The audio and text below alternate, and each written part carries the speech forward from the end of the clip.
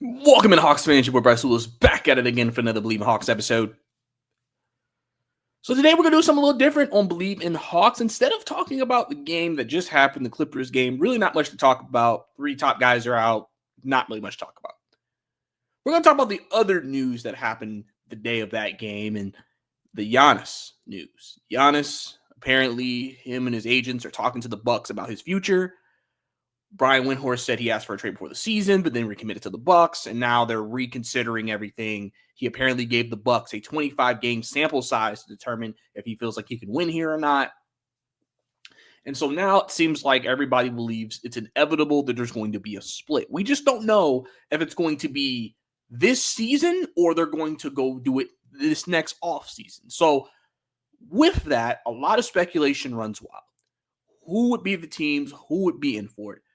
All indications I've seen a lot of has said that Giannis would pick where he would go, but we don't know if it's one team. We don't know if he has a wish list. We don't know any of that information right now. We just know that apparently the Knicks and the Bucks talk, and that's a place that Giannis would want to go.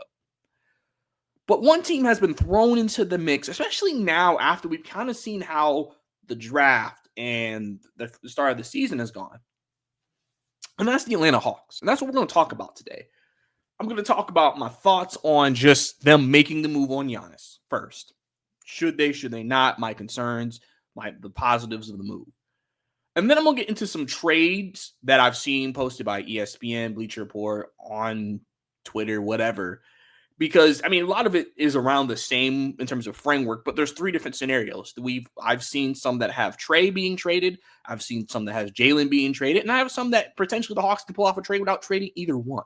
So we're going to talk about all that today on Believe in Hawks. So we'll definitely really dive into that. But before that, obviously, subscribe to the channel if it's your first time watching on YouTube. Believe in Hawks. Subscribe, like a video, leave a comment down below about anything we discuss. Also, all your listeners, if you're listening to audio, please, if you don't mind, leave a 5-star rating on the pod so more people can see the podcast and see that Believe in Hawks is growing. And then also follow me on Twitter at Bryce_2K if you want to keep with me there and have discussion there as well. So let's go ahead and get the plugs out of the way. Let's go ahead and dive into it. So the Hawks in this situation, I've seen on social media, people are saying if I'm Giannis, I'm taking a hard look at the Atlanta Hawks because they kind of have things that would make the destination for the Bucks very enticing. But there also is an enticing place there in Atlanta for Giannis as well. And the Hawks, under Ansi, has provided themselves flexibility to make a move like this. This is what optionality has been all about. This is something Ansi Salah has talked about as GMs having optionality. It gives them the ability to make a swing like this because they have the flexibility to do it. And if they feel like it's necessary.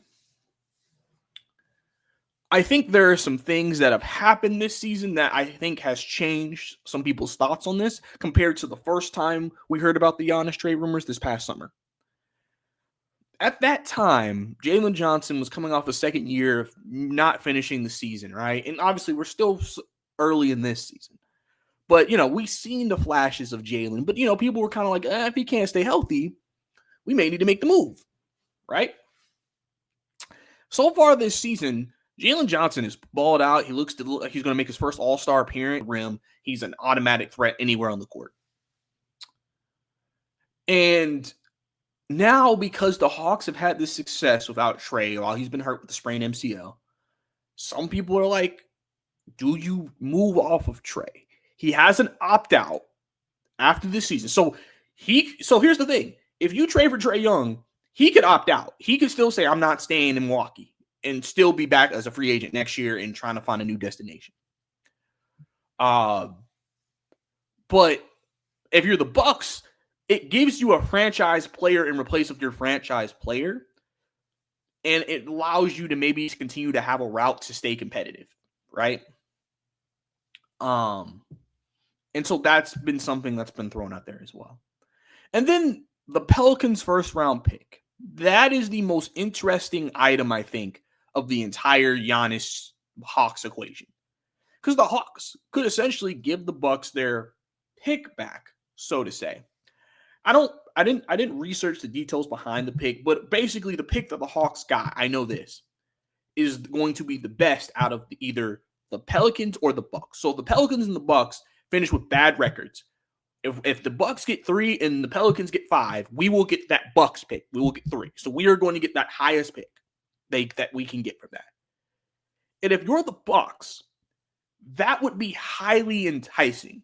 You could trade Giannis, and this draft class makes the value of the pick that much higher because some people think you have 3 franchise prospects in this draft. Plus, the rest of the draft is also viewed very strongly. So this would be the draft class to say, I want that pick. Because people believe the Hawks fleeced the Pelicans, because why would you give up that pick when it looked obvious your team wasn't going to be good this year? So those are the 3 major factors with the Hawks and the Bucks and the connection. So now I'm going to give you my thoughts on if the Hawks should make this move.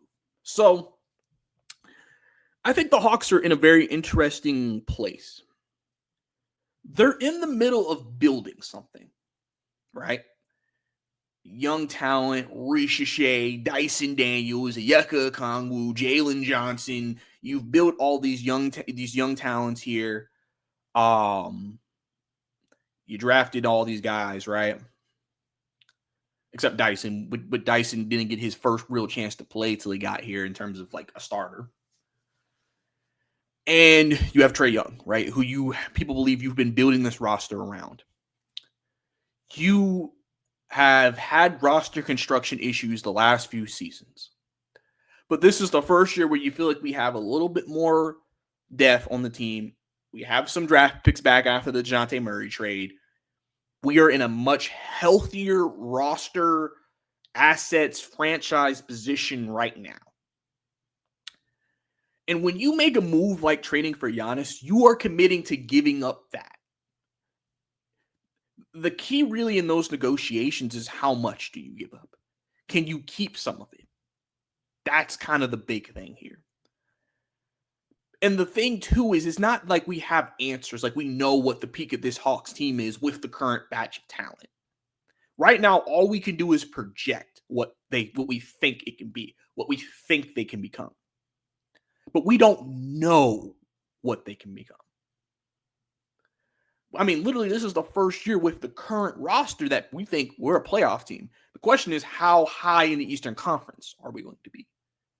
And we're winning games right now without our star player. And then when Trae Young gets back and KB gets back, how does that make the entire team look? How does that change things, right? And so the Hawks have to make a decision if, are you willing to potentially never get that answer to acquire a superstar? And that's what Giannis is. He is a superstar. The Hawks will be top 5 and probably finals odds. Like the entire shift of the Eastern Conference would be like, are the Hawks the best team with Giannis? Especially if you were able to pull off a trade where you could keep him and Jalen Johnson, Trae Young and Jalen Johnson. It's like, that's the new big 3. Like, who's beating that group, right? I've always been cautious with this trade because I've always said from where the Hawks were, I don't think Giannis guarantees a championship. And are you willing to sacrifice and risk that? Knowing, listen, if Giannis starts having injuries and Giannis is getting older and everything like that, are you willing to risk, if this doesn't work in the next 2-3 years, we may be bad because Giannis is older. We don't know what happens with Trae. I mean, Jalen is a guy who, I can talk about the fit because the fit is going to be weird with Giannis. But if he's around, you have him. But if you have to trade him, then it's like, okay, Trae's about to be 30 in 3-4 years. Like, you start to get into that. You got aging stars. Your stars are starting to get older. What are your assets looking like? Because you probably had to give up a lot to get Giannis. Do you have the ability to continue to field competitive teams? You have to now start asking all those questions because you've given up those resources for Giannis. So it's one of those moves where if you make the move, you have to truly believe that we can win a championship next 2-3 years with this guy. And if the Hawks, I've said this, if the Hawks are comfortable with that, they can make the move. I will support the move. But why I'm cautious is, what if Jalen Johnson becomes a superstar? What if it works with him and Trey? What if the Hawks make the Eastern Conference Finals this year? You feel like you're so close and you have so much young talent that isn't fully developed. So then it's like, how much better can the Hawks get? It's kind of like Oklahoma City. They have so much young talent. They're not, so to say, maxed out because they're young. Like, there's still growth for certain players on that team to be even better. And then, when you have to make roster decisions, we have this player who's been developing in the pipeline, and we can move on from this guy, and we think maybe this guy could be even better than that guy. And you know what I'm saying? Because today the CBA has changed the game. This isn't 2012 anymore with the Miami Heat, where you can just be a top-heavy roster and win championships. Depth is really important in today's NBA because injuries are at an all-time high for a lot of guys. Giannis is out right now with a calf injury, and calf injuries can turn to Achilles. So you would be kind of nervous trading for Giannis because you want to make sure, is that calf good? Because if we make this trade and you're out for an Achilles, now we look like we've just ruined our complete future as a franchise. Now, yes, he could come back the next year and everything works out, and that's what you're playing for, but these are questions that'll be asked. And so, because of that, if you get Giannis, he'll get a max. You keep Trey, he'll have a max. And then Jalen Johnson, he's on a really good contract right now, but eventually he'll get a bigger max, right? And like I said, it really just depends on if one of them goes, one of them stays, et cetera, et cetera. But that luxury tax, man. And listen, a Hawks owner wrestler is not a man who wants to pay luxury tax. He said he'll pay it if they win.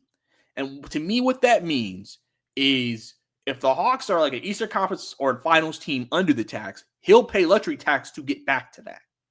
But if they're not that, he's not paying the luxury tax. He's not going to pay that extra money and those penalties that come with that to potentially do it, and then they're a first-round exit team.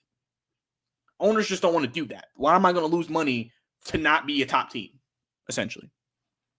And even if you do it like Boston, after a while, it's going to become too expensive, and you still got to make moves. So if you make that move, if you're the Hawks, you're going to probably lose some depth. So you're going to become a little top heavy. Like, we need Trey, Jalen, and Giannis to stay healthy. Because if not, we are screwed. And what I mean, because the thing is why the Hawks have been able to have success while Trey's been out right now is because they have depth. They have Jalen. Nikhil's taken a step. You had your rotation pieces kind of fit with that. Okongwu's played really well, in those things. But if you make a trade, you may have to give up some of those guys to get Giannis.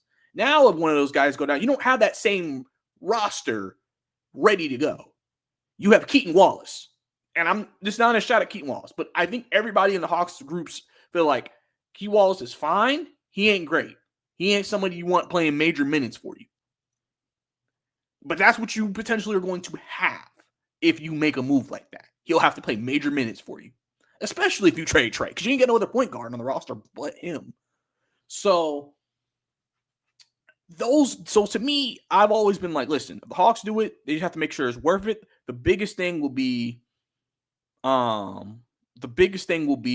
what are we giving up? What can we keep? What are the picks, et cetera, et cetera. And then, you know what I'm saying, we can sit there and talk, okay, I feel good. I feel like there's a good place. I feel like,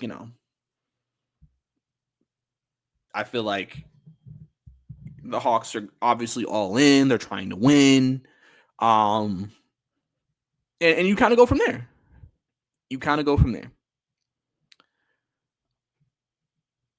But let's get into those trades I was talking about.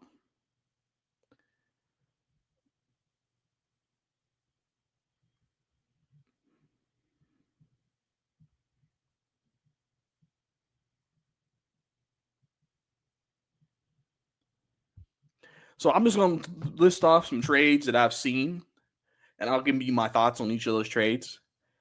Never does before, so we'll see how this does. So one trade I've seen is like this is like a if you kept Trey and Jalen trade. And listen, this pod may also have Bucks fans listening to this, so if you guys hate the trade or want something different, please put your trade offers down below. If you're a Hawks fan and you want to trade something different, also put that down below in the comments. But one trade. Hawks receive Giannis.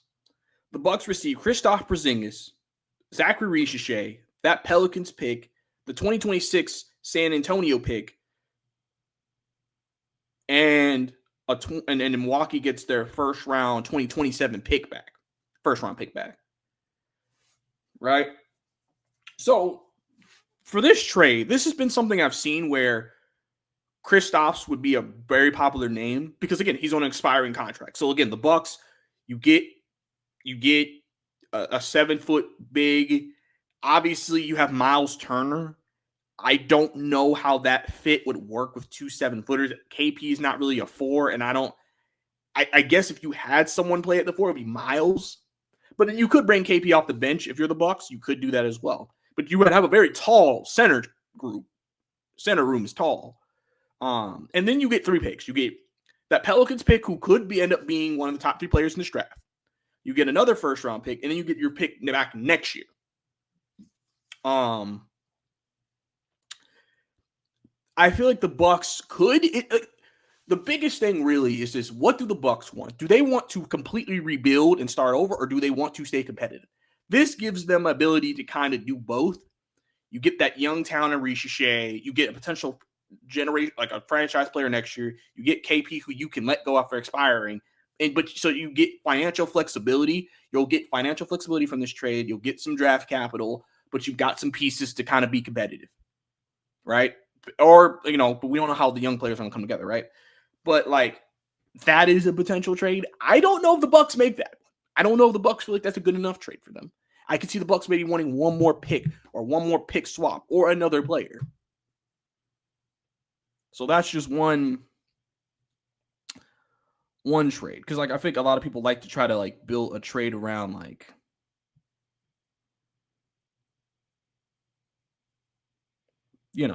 that. So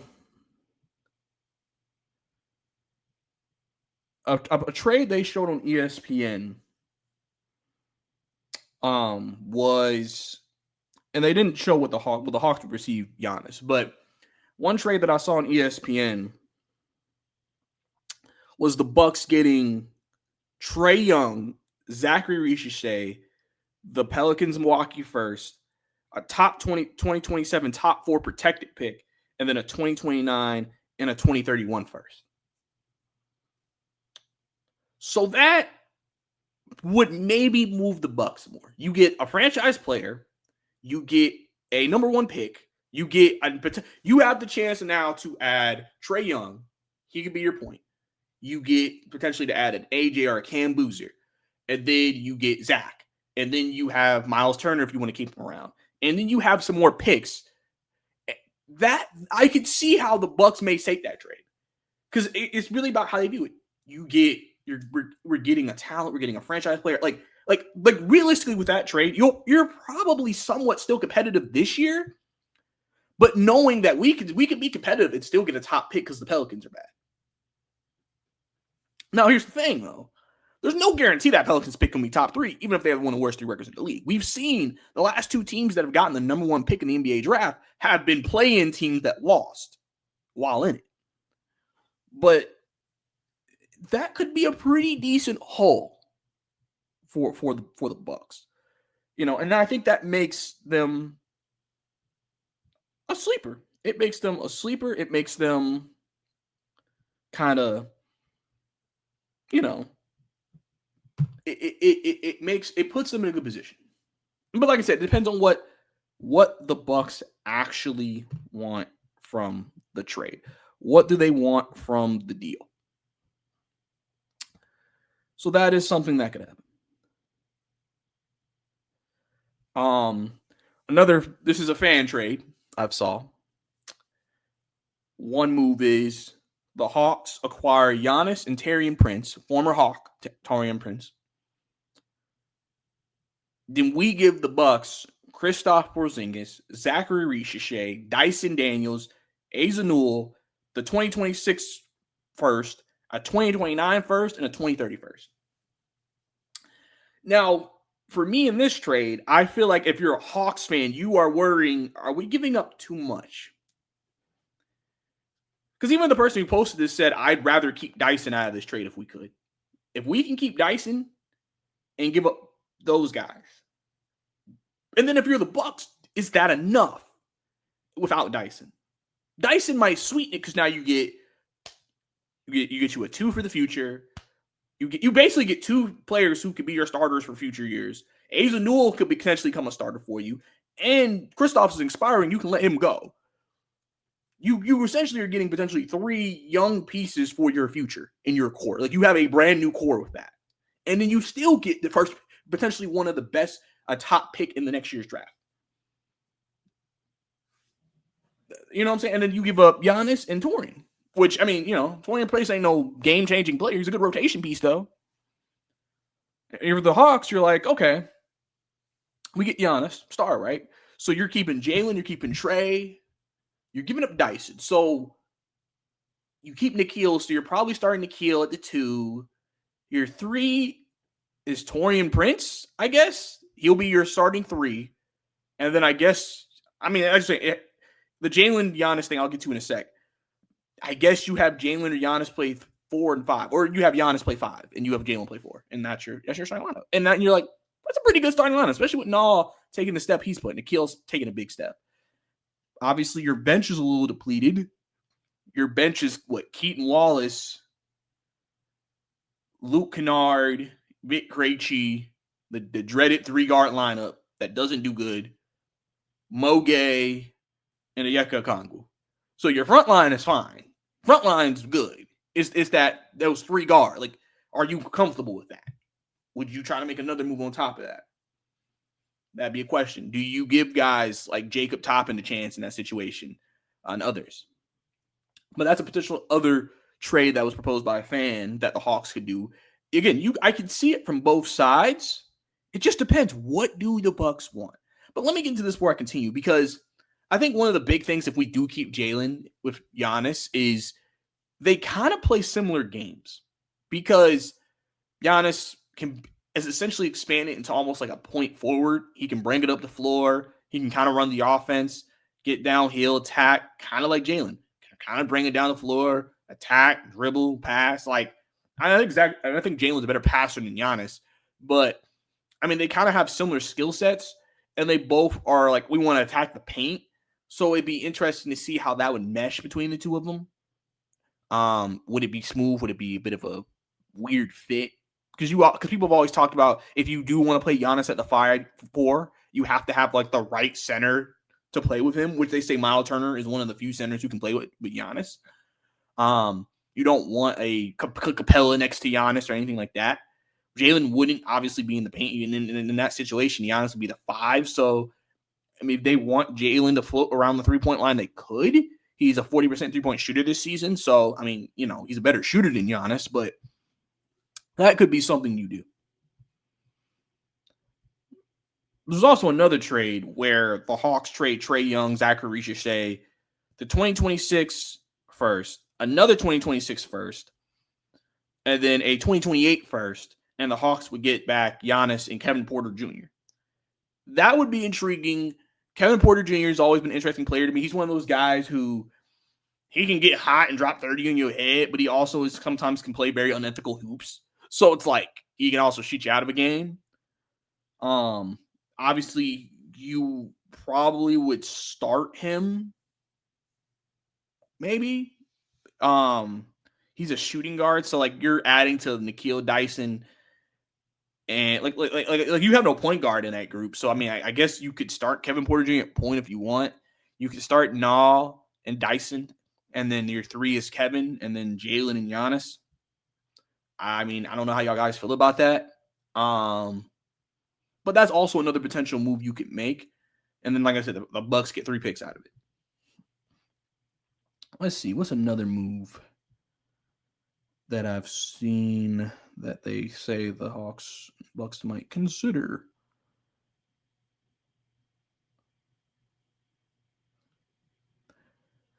Well, here was a 3-team trade proposed by a reporter for the New Orleans Pelicans to somehow get Zion Williams involved in this. I'll bring this up to y'all. So he had an idea is that Giannis would go to the Hawks for the first round pick this year. Next year's Pels Bucks swap. Trae Young, and he said other stuff, so the rest of the deals are not finalized. Then send the current Pels pick back. Wait, hold up a second. I'm confused by this. So he said Giannis to the Bucks for the current Pels Bucks swap, 2027 Pels Bucks swap, and Trae Young. Then send the current Pels pick back for their own top 4 portion in 2027 in Zion. So the Bucks get Trae, Zion, and their own picks this season, next, and more. So essentially, this trade is Bucks get Trae Young, Zion Williamson, and their picks back. Giannis, I would assume, goes to Atlanta. And then I don't know what the Pels are actually getting out of this. I'm assuming that's the other stuff. That's kind of like the outline of the trade. I don't know how you guys kind of feel from just hearing that.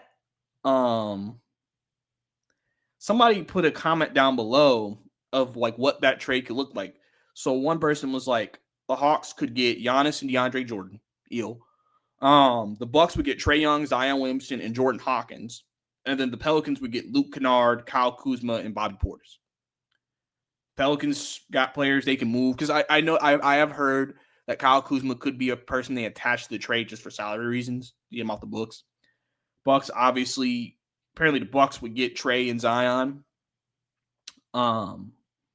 That would put them, like I said, back in very good contention, I would say. And then the Hawks get Giannis and DeAndre Jordan. Leave your thoughts down below what you think about that. I'm not particularly moved, but it just depends on who you are. And then some people have just said general frameworks of deals. Trae Young, Onyeka Okongwu, and the 2026 pick. Or they could do a framework of Rishi Shea, Kristaps Porzingis on 2026 pick. So,